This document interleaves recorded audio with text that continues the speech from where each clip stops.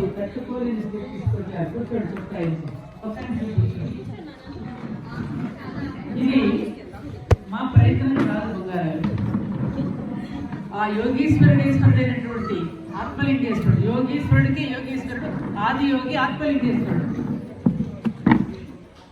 ఆ యోగాన్ని, ఆ దివ్యత్వాన్ని, భవ్యత్వాన్ని ఒకవైపు ఆదియోగి యొక్క ఆ యోగ స్థితిని చూపించారు.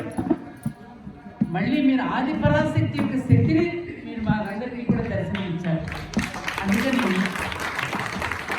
నేను ఈ రోజున అమ్మవారికి అష్టోత్తరం, అయ్యవారికి అష్టోత్తరం దాకా పంతులు గారితో చెప్పాను. ఇంకా అష్టోత్తరం ఎందుకు, ఇంకోటి ఎందుకు, మీరు చేసినటువంటి అర్చన ఏదైతే ఉన్నదో దీపాలతో నాకు మాట్లాడలేదు. సరిత అద్భుతం అమ్మా.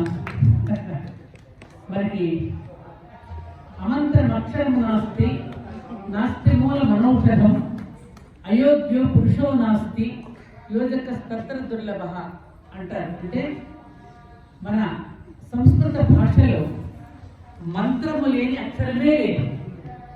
ప్రతి అక్షరానికి మంత్రశక్తి ఉన్నది. ఆ మంత్రశక్తిని వెలికి తీసే మంత్ర ద్రష్ట కావాలి. విశ్వామిత్రుడు లాంటి, వశిష్ఠుడు లాంటి మహాయోగులందరూ ఆ మంత్రాల్లో ఉన్న శక్తిని ఆదిశంకరాచార్యుల దగ్గర నుంచి, దయానంద సరస్వతి దగ్గర నుంచి మనందరికీ అందించారు. నాస్తి మూల మనౌషధం, ప్రతి ఆకులోను ప్రతి వృక్షంలోను ఆఖరి గట్టి ప్రజగా తీసి పారేసే దర్భకి కూడా పవిత్రాలు పేరు లేదు. అసలు ఏది జరగదు. అటువంటి దాంట్లో ప్రతి దాంట్లో కూడా ఔషధ గుణాలు ఉన్నాయి. నాస్తి మూలం అనౌషధం. అన్ని ఔషధాలను వెలికి తీసేటువంటి వైద్యుడు కావాలి. అలాగే అయోగ్యో పురుషో నాస్తి, ప్రతి వ్యక్తిలోని కూడా యోగ్యత ఉన్నది, టాలెంట్ ఉన్నది, సృజనాత్మకత ఉన్నది, శక్తి ఉన్నది. అలా వెలికి తీసే ఇలాంటి గురువులు దొరకడమే దుర్లభం. అలా ఆ పిల్లలు ప్రజలు ఎప్పుడో వచ్చారు పాపం, ఎంతో దూరం నుంచి. మరి ఇట్లాంటి కన్యలకి ఎంతో మందికి శిక్షణ ఇస్తున్నారు మా సవిత గారు. ఎందుకంటే ఇందాక తాను చెప్పింది, గార్గి, సులభ, మైత్రి, సీతమ్మ కూడా యజ్ఞయాగాదులు చేసేది. యాజ్ఞవల్కుడికి 2 భార్యలు, వాళ్ళందరూ ఎటువంటి ప్రశ్నలు వేశారు. అసలు వేదాన్ని ఎవరండి తీసుకొచ్చింది ముందుకి? వేదమాత ఎవరండి? గాయత్రి. గాయత్రే వేదమాత. అటువంటి వేదమాత స్త్రీలు వేదాలు చదవకూడదని ఎక్కడ చెప్పలేదమ్మా. వేదాలు చదవకపోయినా పర్వాలేదు అన్నారు. ఎందుకంటే ఏ వేదమైతే ఏదైతే చెప్పిందో ఆ వేదస్థితిలోనే వేదాలను అనుభవిస్తూ కూడా జాతి మొత్తానికి తమ ప్రేమతో, తమ త్యాగంతో కూడా వారు చేస్తున్నటువంటి ఆ సేవకి వేదంతో సమానం అన్నారు తప్ప స్త్రీలని వేదం చదవకూడదని ఎక్కడా చెప్పలేదు. ఎంత స్వరయుక్తంగా చదివారమ్మా మీరు, ఎంత చక్కని గురువు మీకు దొరికారు. మరొకసారి పాదాభివందనం చేయడమ్మా, చాలా సంతోషంగా ఉంది. నిజంగా మీలో ఎవరైనటువంటి పిల్లల్ని కనుక నేర్పించడానికి పంపించగలిగితే, వారి ఇందాక అడ్రస్ చెప్పారు, తప్పకుండా పంపించండి. మాతా నిర్మలా యోగ భారతి గారు కూడా అక్కడ ఎంతో కృషి చేస్తూ మన దేవాలయానికి ఒకసారి వచ్చారు. ఇంతకుముందు కూడా అమ్మవారి యొక్క దేవీ నవరాత్రులలోనూ ఇలాగే అమ్మవారి పుట్టినరోజు నాడు కళ్యాణ మండపంలో మీరందరూ కూడా ఇంకా చాలా మంది పిల్లల్ని తీసుకుని వచ్చి మన సవిత గారు వాళ్ళందరూ కూడా చాలా అద్భుతంగా చేశారు.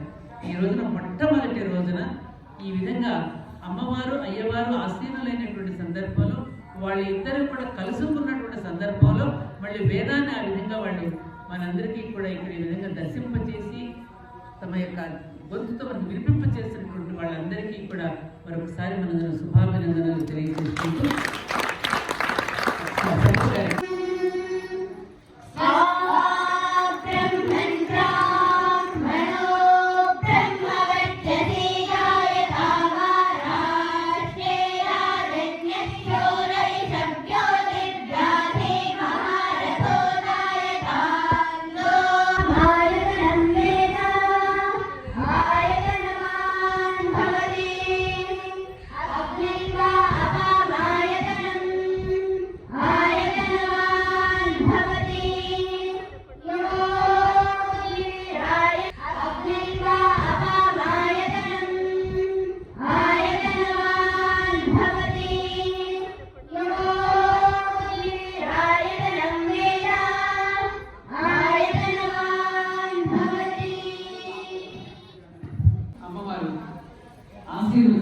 విశ్వవిద్యాలయాన్ని మరింతగా పెంపొందించవలసిందిగా ఈరోజు అమెరికా నుంచి మా బంధువు లక్ష్మి గారి వరుణ్ బలరాం తన పుట్టినరోజు సందర్భంగా ఈరోజు పాండిని విద్యాలయానికి 10,000 రూపాయలు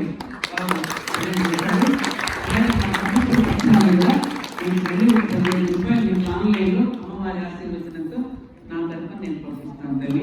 ఇలాగే మీరు ఎంతో మంది పిల్లలు మహాభక్తురాలు అమ్మవారి యొక్క 1000 సహస్రనామాలు తెలుసు కదా మీకు. శ్రీమాతా శ్రీ మహారాజు దగ్గరికి ఒక్కొక్క నామానికి ఒక్కొక్క పాట రాశారు.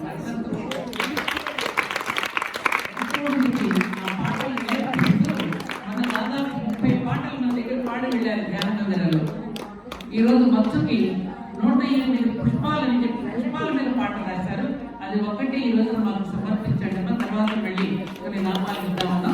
అందుకని వారిని గౌరవించుకుని వారి పాట వినిన తర్వాత భోజనానికి పడదాం. ఎవరికి భోజనం తొందర లేదుగా. ఈ గడుపు కన్నా ఇంకా గొప్పగా ఉంటున్నాము మనకి చెప్పండి.